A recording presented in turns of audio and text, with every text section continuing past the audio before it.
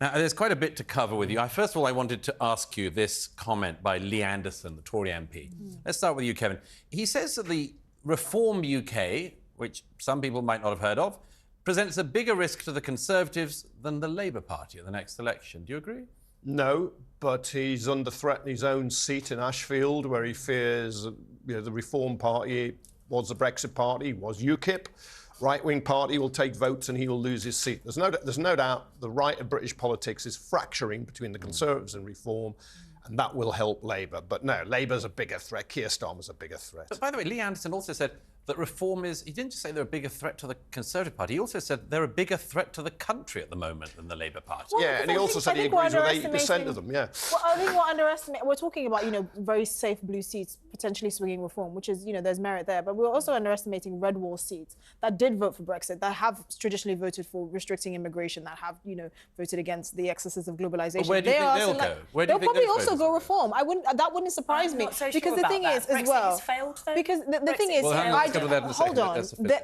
They'll be ideologically less inclined to go towards Labour because they see them either as the same as the Tories or even worse. I mean, if you think about it, if you're a traditional working class voter from the north, what do you have in common with any of the two big parties? At least Reform is talking to them. That's the difference. Well, as I said, I think actually this step back to Labour for a lot of the red wall voters, we probably would see that come in. I think they've been so let down by Brexit. I think they'll understand that Reform won't be able to give them what they probably want.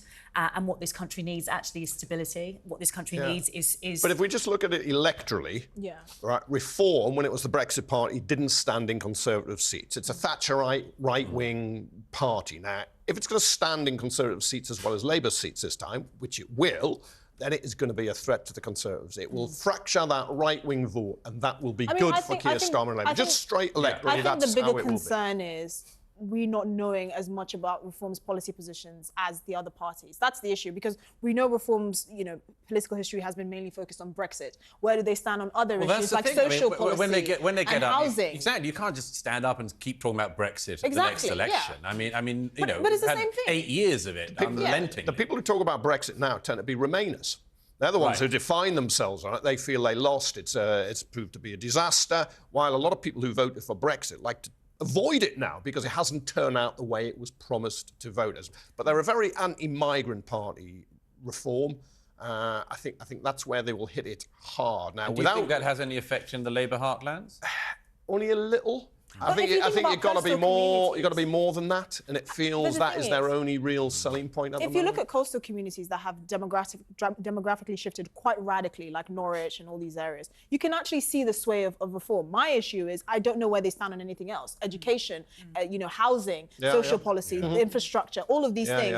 We can't have one party that says something that we like and think, oh, they're going to save Britain. That's not good enough. Well, we do deserve to know. Let me take you on to another subject.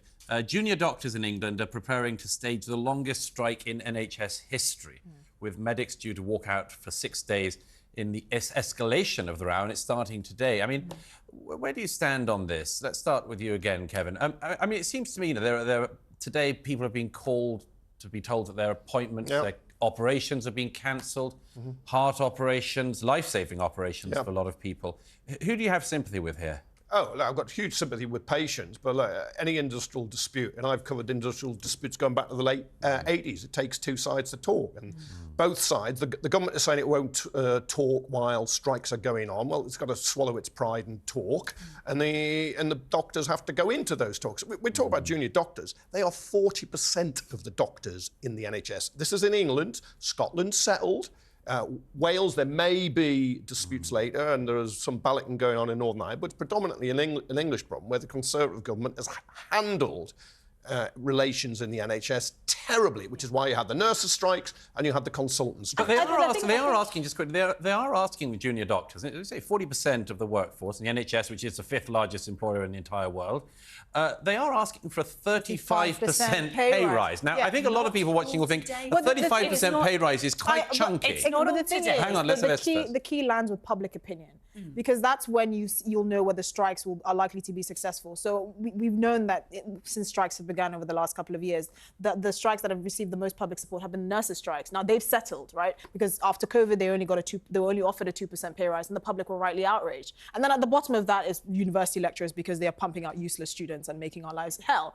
You cannot keep this going and expect the public to have sympathy with you when you're asking for a 35% pay rise, because that is impossible. No one, not even the private sector, gets that. But Esther, it's a lot more complicated than that. We know that they're asking for 35%, but what they're also saying is, don't give us 35% today, because that won't happen.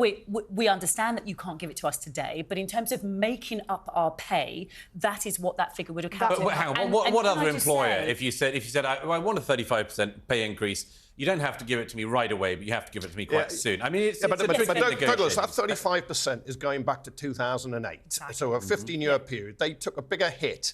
The value of their earnings dropped more than ambulance crews, more than NHS workers, nurses. And of course, inflation came in as well. And it's actually now down to 26%.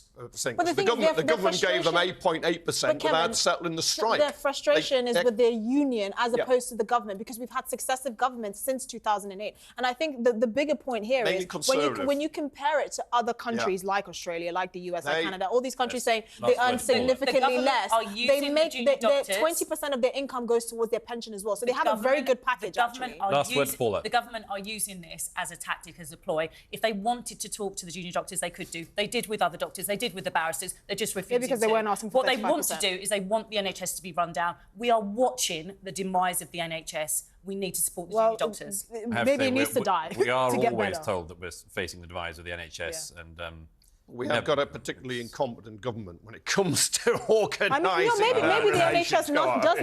We also quite regularly have very incompetent governments, Kevin. So that's not an excuse either. I want to bring you on to the really crucial issue of the day, which is, of course, darts.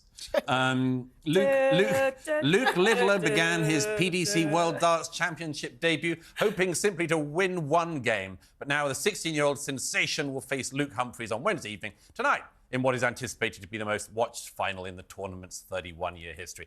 Luke is 16. We've got a photo, I think, somewhere here. Yep, there you go. There's a 16-year-old Luke. I don't believe I still find that kind of amazing. We've got, though, by way of comparison, it's very important to everyone viewing. They can see another 16-year-old. Here's a 16-year-old. I think it's Piers here. 16? No, he wasn't. More like 6. Well, I wouldn't like to see. I wouldn't like to see the two of them in a title fight. I tell you that. I think I know who my money would be on. Hang on, there's worse. There's worse. Hang on, we've got a young Kevin. Oh no! Right. Oh God, the hair, Kevin. Yeah. Kevin, Wow. come on, explain yourself. My dad used to call that girl's hair. Girl, even I had mine. very long black And hair Esther, back then. That's horrifying. Is this you at 16? I have PTSD. Looking at Hang on, you look exactly the same. no! You look exactly the same. No, Exactly that's the horrifying. Oh, yeah. Please You've take not it down. aged. I was asked to produce a photograph of myself at 16. And I said I've burnt them all. So.